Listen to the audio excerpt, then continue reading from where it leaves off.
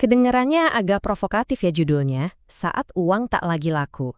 Tapi, percaya atau enggak, ini adalah sebuah kenyataan yang makin sering kita hadapi sehari-hari. Coba deh, ingat-ingat lagi. Pernah nggak sih Anda lagi di kasir, udah siap bayar pakai uang tunai, malah ditolak. Katanya cuma bisa bayar non-tunai. Ini udah bukan hal aneh lagi kan? Tapi pertanyaannya, emangnya boleh ya kayak gitu? Oke, kita bedah bareng-bareng ya. Perdebatan besar soal ini tuh nggak muncul gitu aja loh. Semuanya berawal dari satu kejadian spesifik yang langsung jadi sorotan publik. Jadi ceritanya ada sebuah video viral yang nunjukin seorang kasir nolak pembayaran tunai dari pelanggan. Klip yang kelihatannya sederhana ini ternyata boom, langsung memicu diskusi di mana-mana tentang sesuatu yang fundamental banget. Hak kita sebagai konsumen dan ya, kedaulatan rupiah itu sendiri. Nah, disinilah inti masalahnya. Seperti yang dibilang sama Pak Tulus Abadi, ini tuh bukan sekedar milih mau bayar pakai QRIS atau uang kertas. Bukan soal itu. Poin utamanya adalah soal kepastian hukum. Apakah aturan negara kita masih berlaku di meja kasir? Itu pertanyaannya. Sekarang, ayo kita lihat dari kacamata hukum. Sebenarnya, gimana sih status rupiah menurut undang-undang di Indonesia? Aturannya itu udah jelas banget. Undang-undang mata uang kita menetapkan rupiah sebagai alat pembayaran yang sah. Artinya apa? Artinya, setiap pihak di wilayah Indonesia itu wajib menerimanya sebagai alat bayar. Ini bukan pilihan loh, tapi sebuah kewajiban hukum. Dan ini bukan main-main loh. Bank Indonesia sendiri sudah berkali-kali menegaskan hal ini. Jadi kalau ada yang menolak pembayaran pakai rupiah tanpa alasan hukum yang jelas, itu namanya bukan inovasi, itu namanya pelanggaran. Sesederhana itu.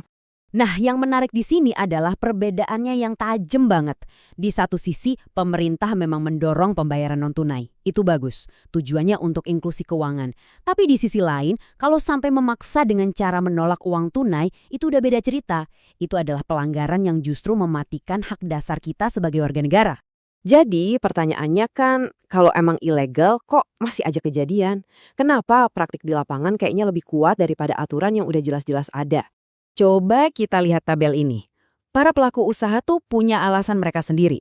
Katanya biar prosesnya cepat, biar sistemnya rapi, atau biar promonya gampang diukur. Oke, masuk akal dari sisi bisnis. Tapi, fakta hukum di sebelahnya nunjukin kalau semua alasan itu nggak bisa mengalahkan kewajiban menerima rupiah dan hak konsumen. Preferensi operasional nggak bisa dong menggantikan hukum. Masalah ini tuh bukan cuma soal hukum aja loh, ada dampak sosialnya yang seringkali kita nggak lihat.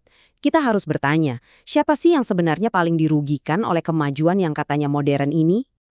Nah, ini dia, pertanyaan kuncinya. Waktu kita bilang cashless itu modern, kita harus tanya lagi, modern ini sebenarnya untuk siapa? Apakah benar untuk semua orang? Karena pada kenyataannya, praktek ini justru bikin banyak orang tersingkir. Coba deh bayangin para lansia yang mungkin nggak begitu akrab sama teknologi, atau para pekerja informal yang pendapatannya harian dan tunai, atau saudara-saudara kita di daerah yang akses internetnya susah. Dan jangan lupa, kita semua pasti pernah kan ngalamin sistem pembayaran digital lagi error atau down? Dan ini keren banget sih, kita bisa lihat perbandingannya secara global. Negara-negara semaju Jepang dan Jerman ternyata tingkat penerimaan uang tunainya masih tinggi banget.